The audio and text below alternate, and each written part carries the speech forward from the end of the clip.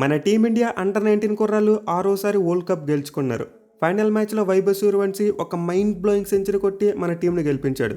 So ఈ match గురించి ఈ వీడియోలో మాట్లాడుకుందాం. అండ్ దాంతోపాటు ఇండియా పాకిస్తాన్ మ్యాచ్కి సంబంధించి ఒక అప్డేట్ వచ్చింది. అంటే ఒక ఇండైరెక్ట్ అప్డేట్లండి. అది కూడా ఇంక మ్యాచ్ జరగడానికి అవకాశాలు పెద్దగా కనిపించట్లేదు. ఆల్మోస్ట్ పాకిస్తాన్ బాయ్కాట్ కన్ఫర్మ్ అయిపోయినట్టే. సో దీని గురించి కూడా ఈ వీడియోలో డిస్కస్ చేసుకుందాం. అండ్ దెన్ ఫైనల్లీ ఈ రోజు నుంచి T20 వరల్డ్ కప్ స్టార్ట్ అవబోతుంది. అండ్ మన టీమిండియా ఫస్ట్ మ్యాచ్లో USA టీంతో ఆడబోతున్నారు. అండ్ ఈ మ్యాచ్ యొక్క ప్రివ్యూని కూడా ఈ వీడియోలోనే చూద్దాం. సో నాకైతే మల్టిపుల్ వీడియోస్ చేయడానికి టైం దొరకలేదు, అందుకే ఒక లాంగ్ వీడియో చేస్తున్నా ఈ 3 టాపిక్స్ మీద. దీంతో మీరు కాస్త ఓపిక్గా చూడండి. ఎనివే ముందు under-19 world cup final match గురించి మాట్లాడుకోవాలి భయ్య. నిజంగా ఈ మ్యాచ్లో మన టీమిండియా అండర్-19 కూడా ఇంగ్లాండ్ టీంలో కొట్టారు, మామూలుగా ఉతికారేయలేదు. పర్టికులర్గా వైభవ్ సూర్యవంశీ విశ్వరూపం చూపించేశాడు. అసలు ఈ టోర్నమెంట్లో ఈ మ్యాచ్ ముందు వరకు అతను చేసిన బ్యాటింగ్ ఒక ఎత్తు అయితే ఫైనల్లో కొట్టిన ఇన్నింగ్స్ మరో ఎత్తు అని చెప్పుకోలేదు. కేవలం 80 బంతుల్లోనే 175 పరుగుల భారీ స్కోర్ కొట్టాడు. దీంతో ఈ ఫైనల్ మ్యాచ్లో మన టీమిండియా చాలా పెద్ద స్కోర్ సాధించింది. సో ఈ ఫైనల్ మ్యాచ్లో అయితే మన టీమిండియాకు ముందు బ్యాటింగ్ వచ్చింది. అండ్ స్టార్ట్ చూసుకుంటే సెమీఫైనల్లో సెంచరీ కొట్టిన ఆరెంజ్ జార్జ్ తొందరగా కొట్టేపాడు. బట్ ఆ తర్వాత ఒక పెద్ద పార్ట్నర్షిప్ చూసాం. వైభవ్ సూర్యవంశీ మరి ఆయుష్ మత్రి ఇద్దరు కలిసి రెండో వికెట్కి ఏకంగా 142 రన్స్ యాడ్ చేశారు. అయితే ఈ పార్ట్నర్షిప్లో చూసుకుంటే మాత్రం ఎక్కువ డామినేషన్ సూర్యవంశీదే, చిత్తకొట్టి పాడేశాడు. అఫ్కోర్స్ ఆయుష్ మత్రి కూడా కెప్టెన్గా చాలా మంచి 50 కొట్టాడు, 51 బంతులు 53 పరుగులు చేశాడు. బట్ సూర్యవంశీ మాత్రం మదరంలో ఇంగ్లాండ్ బౌలర్స్ను రేవెట్టేశాడు. మరి ముఖ్యంగా పవర్ ప్లే అయిపోయిన తర్వాత మన టీమిండియా స్కోరింగ్ రేట్ బాగా పెరగడం చూసాం. పవర్ ప్లేలో మన వాళ్ళు 79 పరుగులు కొట్టారు, అంటే అప్పటికి ఆల్మోస్ట్ 8 రన్ రేట్తో కొట్టారు. But over number 11 to over number 30 ఈ 20 ఓవర్స్ చూసుకుంటే స్కోర్ విపరీతంగా పెరిగిపోయింది. పర్టికులర్గా 21st ఓవర్ నుంచి 30th ఓవర్ వరకు ఈ మధ్యలో చూసుకుంటే 116 పరుగులు వచ్చాయి. సో వైభవ్ సూర్యవంశీ తన ఇన్నింగ్స్ని స్టార్ట్ చేయడమే 4th గేర్లో స్టార్ట్ చేశాడు. అండ్ దెన్ ఆ తర్వాత చూసుకుంటే ఇంకా ఏ గేరు పనిచేయలేదు, మొత్తం గేర్లన్నీ దాటి ఎక్కడికో వెళ్ళిపోయాడు. అసలు తను ఆడుతున్నంతసేపు వన్డే మ్యాచ్ చూసిన ఫీలింగ్ ఎక్కడా కలగలేదు. జస్ట్ ఒక T20 మ్యాచ్లో భయంకరమైన ఇన్నింగ్స్ చూసినట్టు అనిపించింది. ఇన్ఫాక్ట్ ఈ మ్యాచ్లో అతని స్ట్రైక్ రేట్ 218 ఉంది. అది కూడా గుర్తుపెట్టుకోండి, ఇది ఒక ఫైనల్ మ్యాచ్, ఏదో సాదా సిరీస్ మ్యాచ్ లేకపోతే గ్రూప్ మ్యాచే కాదు. ఒక ఫైనల్ మ్యాచ్లో 14 ఏళ్ల వైభవ్ సూర్యవంశీ 80 బంతుల్లో 175 పరుగులు కొట్టాడు. సో రియల్ ఇలాంటి ఇన్నింగ్స్ ఇప్పటివరకు అండర్-19 ఫైనల్ ఎప్పుడు కూడా రాలేదు, ఫర్ ది ఫస్ట్ టైం జరిగింది. ఇన్ఫాక్ట్ ఇన్నింగ్స్ ద్వారా సూర్యవంశీ చాలా రికార్డులను బ్రేక్ చేశాడు. మరి ముఖ్యంగా నిన్న మొన్నటి వరకు పాకిస్తాన్ వాళ్ళు గర్వంగా చెప్పుకునేవాళ్ళు, అండర్-19 క్రికెట్ చరిత్రలో సెంచరీ కొట్టిన యంగెస్ట్ ప్లేయర్ మా బాబర్ ఆజమే, మా ప్లాస్టిక్ కింగ్ 15 ఏళ్ళకే సెంచరీ కొట్టాడని చెప్పి సంకల్పాదుకునేవారు. మరి ఇప్పుడు చూసుకుంటే సూర్యవంశీ ఆ రికార్డును లేపేశాడు. బాబర్ ఆజమ్ రికార్డు ఎగిరిపోయింది, మనోడు 14 ఏళ్ళకే సెంచరీ కొట్టేశాడు. సో దీంతో ఇప్పటివరకు పాకిస్తాన్ వాళ్ళు హైప్ చేసుకున్న బాబర్ ఆజమ్ రికార్డు ఎగిరిపోయింది. అలాగే వీటితో పాటు వైభవ్ సూర్యవంశీ ఇంకా చాలా రికార్డులను బ్రేక్ చేశాడు. మెయిన్ 55 బంతులు సెంచరీ కొట్టాడు. అండ్ ఇది అండర్-19 వరల్డ్ కప్ చరిత్రలో సెకండ్ ఫాస్టెస్ట్ రన్ రేట్. అయితే తన 150 మార్కును చూసుకుంటే మరో 16 బంతులు అందేసుకున్నాడు, అంటే 71 బంతులు 150 స్కోర్ కొట్టేశాడు. అండ్ ఇది చూసుకుంటే అండర్-19 వరల్డ్ కప్స్లో ఫాస్టెస్ట్ 150 స్కోర్. అసలు వైభవ్ సూర్యవంశీ అయితే తన తుఫాన్ ఇన్నింగ్స్తో చాలా అంటే చాలా రికార్డులను బ్రేక్ చేశాడు. మెయిన్లీ మ్యాచ్లో 2 జట్లకు మేజర్ డిఫరెన్స్ వైభవ్ సూర్యవంశీ ఆడిన ఇన్నింగ్సే. ఇంగ్లాండ్ వాళ్ళు కూడా చేజింగ్లో మంచిగానే కొట్టారు. బట్ వైభవ్ సూర్యవంశీ ఆడిన తుఫాన్ ఇన్నింగ్స్ కారణంగా మన టీం స్కోర్ 400 దాటేసింది. సో సూర్యవంశీ ఉన్నంతసేపు మన టీమిండియా స్కోర్ కార్డ్ మామూలుగా పరిగెత్తలేదు. మన వాళ్ళు 25 అవర్స్కే ఆల్మోస్ట్ 250 రన్ మార్క్ని అందేసుకున్నారు. బట్ ఆ తర్వాత చూసుకుంటే మాత్రం మన స్కోరింగ్ రేట్ కొంతవరకు పడిందని చెప్పుకోవచ్చు. అలాగే మన వాళ్ళు వికెట్లు కూడా కోల్పోయారు. అయితే చివరిలో వికెట్ కీపర్ కుండు అలాగే కన్షిక్ చౌహాన్ ఇద్దరు కూడా మంచి ఇన్నింగ్స్లు ఆడారు. మెయిలీ చౌహాన్ 20 బంతులను 37 పరుగులు చేశాడు. అండ్ దీనివల్ల మన టీం స్కోర్ 400 దాటింది. సో మొత్తం మీద అండర్-19 వరల్డ్ కప్ ఫైనల్ అయితే మన టీం చాలా పెద్ద స్కోర్ కొట్టారు, 411 పరుగుల భారీ స్కోర్ సాధించారు. అయితే చేజింగ్లో చూసుకుంటే మాత్రం ఇంగ్లాండ్ టీం చాలా మంచిగా ఆడిందని చెప్పుకోవచ్చు. మెయిల్ వాళ్ళ స్కోరింగ్ రేట్ విషయంలో ఎక్కడ కూడా వెనకబడిపోలేదు, ఆల్మోస్ట్ ఓవర్కి 8 పరుగులు చెప్పును కొడుతూ వచ్చారు. ఇన్ఫాక్ట్ ఆ టీం 20 ఓవర్స్ వచ్చేసరికి 170 మార్కును దాటేసింది. సో ఒక ఇంగ్లాండ్ ఓపెనర్ డాకిన్స్ మరియు మేస్క్ మధ్య చాలా మంచి పార్ట్నర్షిప్ వచ్చింది. అలాగే తర్వాత థామస్ రూతో కలిసి కూడా ఒక మంచి పార్ట్నర్షిప్ యాడ్ చేశాడు. బట్ ఎప్పుడైతే డాకిన్స్ అవుట్ అయ్యాడో ఆ తర్వాత ఇంగ్లాండ్ టీం కుప్పకూలిపోయింది. మరి ముఖ్యంగా 174 for 3గా ఉన్న టీమ్ స్కోర్ 177 వచ్చేసరికి 7గా మారిపోయింది. అంటే వాళ్ళు కేవలం 3 పరుగుల వ్యవధిలో 4 వికెట్లు కోల్పోయారు. దీనివల్ల ఇంగ్లాండ్ టీం చేజింగ్లో చాలా వెనకబడిపోయింది. అదర్వైజ్ వాళ్ళు ఖచ్చితంగా ఈ మ్యాచ్లో చాలా క్లోజ్గా వచ్చేసి ఉండేవారు. బట్ ఎనివే ఇలా వరుసగా 4 వికెట్లు పడిపోయినా సరే వాళ్ళు గివ్ అప్ చేయలేదు. మెయిలీ ఫాల్క్నర్ మన టీమిండియాని చాలా టెన్షన్ పెట్టాడు. ఒక ఎండ్లో జేమ్స్ మింటోని పెట్టి అదర్ ఎండ్లో చిత్తకొట్టి పడేశాడు. 67 బంతుల్లోనే 115 పరుగులు చేసి మన టీమిండియాని కంగారు పెట్టాడు. అయితే ఇంగ్లాండ్ టీంకి చేతిలో వికెట్ లేకపోవడం అలాగే కొట్టాల్సిన టార్గెట్ పెద్దగా ఉండడం వల్ల పాసిబుల్ కాలేకపోయింది. అదే వాళ్ళకి చేతిలో ఒక 2-3 వికెట్లు ఎక్స్ట్రా ఉండుంటే ఖచ్చితంగా కొట్టేసేవారు. సో రియల్ ఇంగ్లాండ్ టీం అయితే ఫైనల్ మ్యాచ్లో మన టీమిండియాకి చాలా మంచి కాంపిటీషన్ ఇచ్చింది. బట్ ముందు చెప్పుకున్నట్టే 2 జట్లకు మేజర్ డిఫరెన్స్ వైభవ్ సూర్యవంశీ తన ఇన్నింగ్స్ కారణంగానే మన టీమిండియాకి ఎక్స్ట్రా 100 రన్స్ వచ్చాయి. అండ్ ఎక్స్ట్రా 100 రన్స్తోనే మన వాళ్ళు మ్యాచ్ గెలిచారు. అదర్వైజ్ ఈ మ్యాచ్ చాలా అంటే చాలా క్లోజ్గా వెళ్ళి ఉండేది. సో మన టీమిండియా కుర్రాళ్ళు అయితే 6వ అండర్-19 వరల్డ్ కప్ గెలుచుకున్నారు. అండ్ ఇప్పటివరకు ఏ టీం కూడా ఎన్నిసార్లు అండర్-19 వరల్డ్ కప్ గెలవలేదు. మన టీమిండియా వరల్డ్ కప్లో తమ డామినేషన్ కొనసాగిస్తూ అద్భుతంగా పెర్ఫామ్ చేస్తున్నారు గత కొన్నేళ్ళుగా. ఇక ఈ ఫైనల్ మ్యాచ్లో అద్భుతంగా పెర్ఫామ్ చేసి 15 4లు మరియు 15 6లతో 175 పరుగులు కొట్టిన వైభవ్ సూర్యవంశీకి player of the match award దక్కింది. ఇన్ఫాక్ట్ అతనికి player of the tournament award కూడా దక్కింది, ఎందుకంటే అతని టోర్నమెంట్లో టాప్ స్కోరర్ 439 పరుగులు చేశాడు. So real hats off to Vaibhav Suryavanshi and congratulations to India under-19 team. ఇప్పుడైతే మనం T20 వరల్డ్ కప్ వైపు ఫోకస్ను షిఫ్ట్ చేద్దాం. సో ముందు ఇండియా పాకిస్తాన్ మ్యాచ్ విషయానికి వస్తే మనం ప్రీవియస్గా ఒక అప్డేట్ వీడియో చేసుకున్నాం. అంటే పాకిస్తాన్ ప్రైమ్ మినిస్టర్ బాయ్కాట్ని కన్ఫర్మ్ చేశాడు అండ్ దానికి పీసీబీ కూడా ఊకొట్టి సపోర్ట్ చేశారు. సో ఇంత ఇప్పుడు ఈ మ్యాచ్ క్యాన్సిల్ అయ్యేందుకు చాలా అవకాశాలు కనిపిస్తున్నాయి. మెయిల్ ఐసీసీ ఒక కీలక నిర్ణయం తీసుకున్నారు. ఫిబ్రవరి 15వ తేదీన జరగాల్సిన ఇండియా పాకిస్తాన్ మ్యాచ్కు టికెట్స్ని అయితే ఇంకా ఓపెన్ చేయలేదు. బట్ కొలంబో వేదికగా జరుగుతున్న మిగతా అన్ని మ్యాచెస్కి మాత్రం టికెట్స్ ఓపెన్ చేస్తారు. కేవలం ఇండియా పాకిస్తాన్ మ్యాచ్కి మాత్రమే టికెట్స్ ఓపెన్ చేయలేదు, విచ్ మీన్స్ ఐసీసీ కూడా క్లారిటీ లేదు. ఎందుకంటే వాళ్ళైతే ఒక ప్రికాషనరీ మెజర్ తీసుకున్నారు.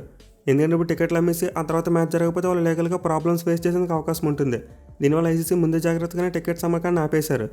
సో ప్రస్తుతానికైతే పాకిస్తాన్ వాళ్ళు మన ఇండియాతో మ్యాచ్ ఆడడానికి తక్కువ ఛాన్సెసే కనిపిస్తున్నాయి. కానీ ట్విస్ట్ ఏంటంటే ఇప్పటికీ పీసీబీ వాళ్ళు అఫీషియల్గా ఐసీసీకి ఎలాంటి కన్ఫర్మేషన్ ఇవ్వలేదంట. అంటే పీసీబీకి మరి ఐసీసీకి మధ్య ఇంకా ఎలాంటి కమ్యూనికేషన్ లేదు. కేవలం పాకిస్తాన్ మరి వాళ్ళ బోర్డు వాళ్ళు సోషల్ మీడియాలో అలాగే తమ ప్రజలకు చెప్పారంతే ఈ మ్యాచ్ను బాయ్కాట్ చేస్తున్నామని చెప్పి. బట్ ఐసీసీకి అఫీషియల్గా ఎలాంటి ఇంటిమేషన్ ఇవ్వలేదంట. అయితే ఒక ఇంట్రెస్టింగ్ అప్డేట్ ఏంటంటే శ్రీలంక క్రికెట్ బోర్డు పీసీబీకి ఒక లేఖ రాశారంట. అంటే ఇండియా పాకిస్తాన్ మ్యాచ్ను శ్రీలంక వాళ్ళు హోస్ట్ చేస్తున్నారు, దీంతో ఖచ్చితంగా వాళ్ళకి మ్యాచ్ ద్వారా ఆదాయం వస్తుంది. మరి ఇప్పుడు పాకిస్తాన్ వాళ్ళు ఈ మ్యాచ్ను బాయ్కాట్ చేస్తాం అని చెప్పడంతో శ్రీలంక క్రికెట్ బోర్డు అయితే పీసీబీకి లేఖ రాసింది. మీరు ఈ విషయం మీద రీథింక్ చేయాలి, మీరు కనుక ఈ మ్యాచ్ను బాయ్కాట్ చేస్తే మాకు చాలా నష్టం వస్తుందని చెప్పి శ్రీలంక క్రికెట్ బోర్డు పీసీబీకి లేఖ రాసింది. అయితే దీనికి రిప్లైగా చూసుకుంటే పాకిస్తాన్ వాళ్ళు అంత సానుకూలంగా స్పందించలేదంట. వాళ్ళైతే తమ డెసిషన్ మార్చుకోమన్నట్టు బిహేవ్ చేస్తున్నారంట. సో దీంతో ఇండియా పాకిస్తాన్ మ్యాచ్ మీద అయితే చాలా వరకు నీలి మేఘాలు కమ్ముకున్నాయి. మోస్ట్ లైక్లీ జరగకపోవడానికి ఎక్కువ అవకాశాలు కనిపిస్తున్నాయి. ఇన్ఫాక్ట్ టికెట్స్ కనుక ఓపెన్ చేయకుండా అలా ఉంచేసి చివరిలో పాకిస్తాన్ వాళ్ళు మనసు మార్చుకున్నా పెద్దగా యూజ్ ఉండదు. అంటే అప్పటికప్పుడు ఏర్పాట్లు చేయడం చాలా కష్టంగా మారిపోద్ది. సో ఇంత 2-3 రోజులు ఐసీసీ పాకిస్తాన్తో గట్టిగా చర్చలు జరపచ్చు. అంటే ఈ మ్యాచ్ మీద ఎటొకటి తేల్చేస్తారు. మెయిల్ ఇప్పుడు బాల్ అనేది పాకిస్తాన్ కోర్టులో ఉన్నట్టు వాళ్ళు ఫీల్ అవుతున్నారు. అంటే మ్యాచ్ బాయ్కాట్ చేస్తామంటే వాళ్ళకి నష్టం వచ్చేస్తుంది, సో మమ్మల్ని బతిమాలుతారని చెప్పి వాళ్ళు అనుకుంటున్నారు. బట్ పాకిస్తాన్ ప్రస్తుతానికి కుప్పగంతులు వేస్తున్నప్పటికీ భవిష్యత్తులో వాళ్ళు మొత్తం నాశనం అయిపోతారు. వాళ్ళు క్రికెట్ బోర్డే చచ్చిపోవచ్చు. సో చూద్దాం మరి పాకిస్తాన్ వాళ్ళు తమ ఫ్యూచర్ని దృష్టిలో పెట్టుకుని ఏమైనా డిసిషన్ మార్చుకుంటారా లేకపోతే అలా పిచ్చోలని బిహేవ్ చేస్తారా అనేది. ఎనివే ఈ పాకిస్తాన్ డ్రామాని పక్కన పెడితే ఈ రోజు నుంచి అయితే T20 వరల్డ్ కప్ స్టార్ట్ కాబోతుంది. అండ్ మనందరికీ తెలుసు ప్రతిరోజు కూడా 3 మ్యాచ్లు ఉండబోతున్నాయి. సో అందులో భాగంగా ఈ రోజు మన టీమిండియా 3వ మ్యాచ్ ఆడబోతున్నారు. ఫస్ట్ మ్యాచ్ పాకిస్తాన్కి నెదర్లాండ్స్కి జరగబోతుంది.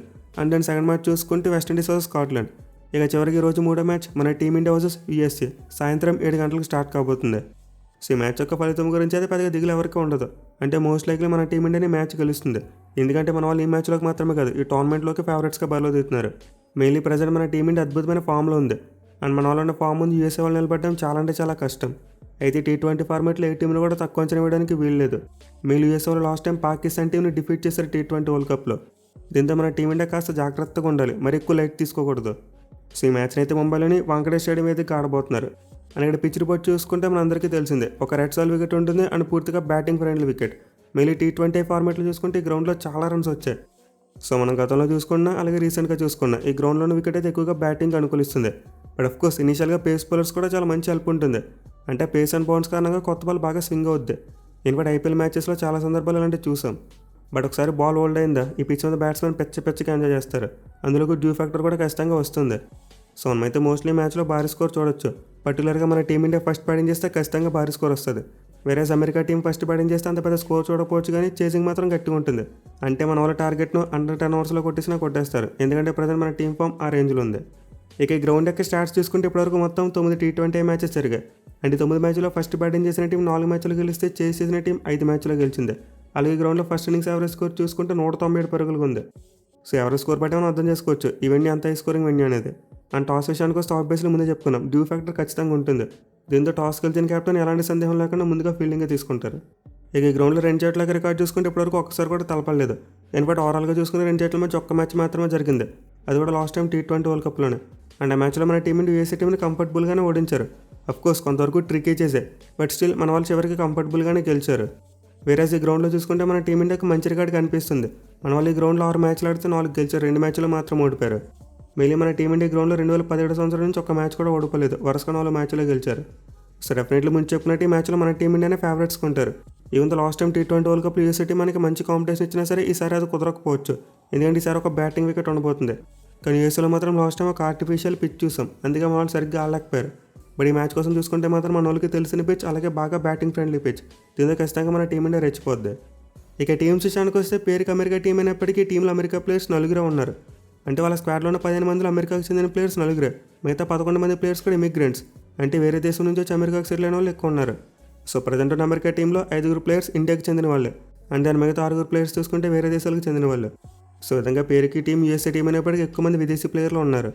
అయితే యాజ్ ఏ టీమ్గా చూసుకుంటే మాత్రం అమెరికా టీంను తక్కువ అంచనా వేయడానికి వీల్లేదు. వాళ్ళు వార్మప్ మ్యాచెస్లో మంచిగానే ఆడారు. అంటే అంతకుముందు చూసుకుంటే ఓమన్ టీం మీద కూడా ఒక సిరీస్ గెలిచారు. మెయిన్ ఆ టీంలోని ఇండియన్ ప్లేయర్స్ మంచిగా పెర్ఫామ్ చేస్తూ ఉంటారు. ఇన్ఫాక్ట్ హర్మీత్ సింగ్ అని చెప్పి ఒక లెఫ్ట్ ఆర్మ్ స్పిన్నర్, అతనైతే మన టీమిండియా తరపున అండర్-19 వరల్డ్ కప్ ఆడాడు అండ్ కప్ కూడా గెలిచాడు. మెయిన్ ఒక ఇంట్రెస్టింగ్ థింగ్ ఏంటంటే అతను మరియు సూర్యకుమార్ యాదవ్ కలిసి ఫస్ట్ క్లాస్ క్రికెట్ ఆడారంట ముంబై టీం తరపున, అది కూడా 2015లో. సో ఇంత హర్మీత్ సింగ్కి వాంగడి పిచ్ గురించి ఎంతో కొంత ఐడియా ఉంటుంది. అలాగే తనతో లాస్ట్ టైం T20 వరల్డ్ కప్లో చూసుకుంటే సౌరవ్ నెట్వర్కర్ ఎలాంటి పెర్ఫార్మెన్స్ ఇచ్చాడో చూసాం. తన లెఫ్ట్ ఆర్మ్ సింబల్ నుంచి అపోనెంట్ బ్యాట్స్మెన్ ఇబ్బంది పెట్టాడు. సో దీంతో అతను కూడా అమెరికా టీంకి చాలా ఇంపార్టెంట్ బౌలర్ అని చెప్పుకోవచ్చు. ఇక బ్యాటింగ్లో చూసుకుంటే వాళ్ళ కెప్టెన్ మోనాంగ్ పటేల్, అలాగే వాళ్ళ వికెట్ కీపర్ ఆండ్రూస్ కూస్ ఇద్దరు కూడా చాలా important players. Main USA team బ్యాటింగ్లో ఎక్కువగా తమ టాప్ ఆర్డర్ మీద డిపెండ్ అవుతూ ఉంటుంది. సో మీరు ఓవరాల్గా యూఎస్ఏ టీం యొక్క ప్రాబుల్ ప్లేయింగ్ లెవెన్ చూసుకుంటే అంత స్ట్రాంగ్గా కనిపించదు. బట్ ఆ టీంలో కొంతమంది డేంజర్ ప్లేయర్స్ ఉన్నారు. అంటే వీళ్ళు ఒంటి చేత మ్యాచ్ని గెలిపించలేకపోయినప్పటికీ అదర్ టీంని అప్సెట్ చేయగలిగే క్యాపబిలిటీ ఉన్నవారు. అంటే ఖచ్చితంగా హెవీ కాంపిటీషన్ ఇచ్చేందుకు అవకాశం ఉంటుంది. సో మనమైతే డెఫినెట్లీ యూఎస్ఏ టీంతో చాలా జాగ్రత్తగా ఉండాలి. వీళ్ళని ఎక్కడ కూడా తక్కువ అంచనా వేయడానికి వీల్లేదు. ఇక మన టీమిండియా విషయానికి వస్తే T20 వరల్డ్ కప్ స్టార్ట్ అవ్వకముందే మనకి మరో ఇంజరీ స్కేర్ తగిలింది. మన టీమిండియా ఫాస్ట్ బౌలర్ హర్షిత్ రాణాకి ఇంజరీ అయింది. ఇన్ఫాక్ట్ అతను వార్మప్ మ్యాచ్ ఆడుతున్నప్పుడే బౌలింగ్ చేసినప్పుడు డిస్కంఫర్ట్గా కనిపించాడు.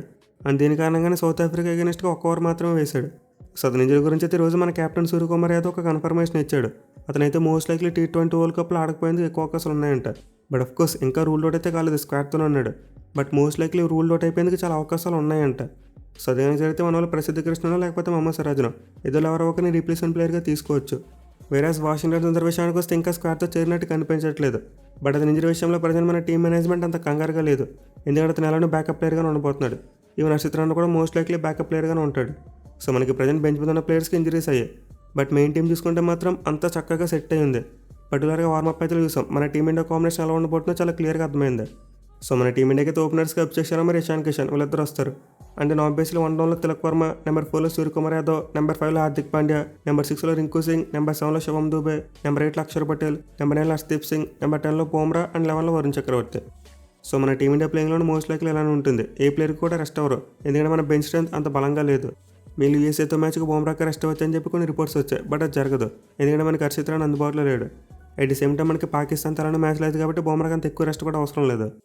సో మన టీమిండియా ప్లేయింగ్లోని విషయంలో ఎలాంటి కన్ఫ్యూజన్ లేదు. అండ్ మన వాళ్ళ పెర్ఫార్మెన్స్ విషయంలో కూడా మనకి ఎలాంటి కన్ఫ్యూజన్ లేదు. అందరు ప్లేయర్స్ కూడా చాలా మంచి ఫామ్లో కనిపిస్తున్నారు. మెయిన్ మన బ్యాటింగ్ అయితే పీక్స్లో ఉంది. ఓపెనర్స్ దగ్గర ఉండి ప్రతి బ్యాట్స్మెన్ కూడా అద్భుతమైన ఫామ్లో ఉన్నారు. అలాగే బౌలింగ్లో చూసుకున్న మన వాళ్ళు కొంతవరకు రన్స్ ఇస్తున్నప్పటికీ క్యాపబిలిటీ తెలిసిందే. అందరు బౌలర్స్ కూడా చాలా మంచి క్వాలిటీ బౌలర్స్, ఎప్పటికప్పుడు రెగ్యులర్గా వికెట్స్ తీయగలిగే సత్తా ఉన్న వాళ్ళు. సో మన టీమిండియాకు ఉన్న స్కిల్ సెట్ గురించి, పెర్ఫార్మెన్స్ గురించి మనం ఎప్పుడు మాట్లాడుకునేదే. మన వాళ్ళు జస్ట్ వాళ్ళ నార్మల్ గేమ్ ఆడితే చాలు ఈ మ్యాచ్ని కళ్ళు మూసుకుని ఈజీగా గెలిచేయచ్చు. బట్ అలా చెప్పి మరి ఓవర్ కాన్ఫిడెంట్ ఉంటే మాత్రం అమెరికా టీం షాక్ ఇచ్చిన ఇస్తుంది. సో మన టీమిండియా మ్యాచ్ని ఏమాత్రం లైట్ తీసుకోకుండా తమ నార్మల్ గేమ్ ఆడితే సరిపోద్ది, చాలా ఈజీగా గెలిచేస్తారు. చూద్దాం మరి యూఎస్ఏ టీం మంచి ఫామ్లో మన టీమిండియాకు కాంపిటీషన్ ఇస్తుందా, లేకపోతే ఈ మ్యాచ్ వన్ సైడ్గా అవుతుందనేది.